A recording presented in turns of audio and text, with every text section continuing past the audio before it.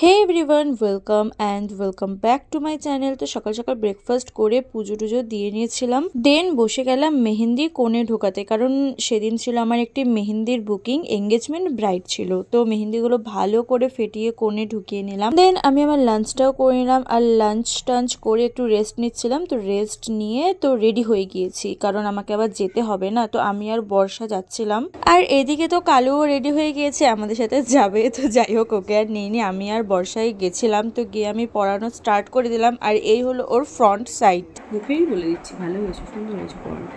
Thank you. তোমরা তো শুনতেই পারলে যে ওর ফ্রন্ট সাইডটা খুব সুন্দর লেগেছে, আমারও বেশ ভালোই লেগেছে। দেন আন্টি আমাদের একটু চা বিস্কিট দিল, সেটা খেয়ে নিলাম। চা বিস্কিট খেয়ে ব্যাক সাইডটাও শুরু করে দিলাম। আর তোমরাই শুনে নাও যে ওর কেমন লেগেছে। বল, তোর কেমন লাগলো?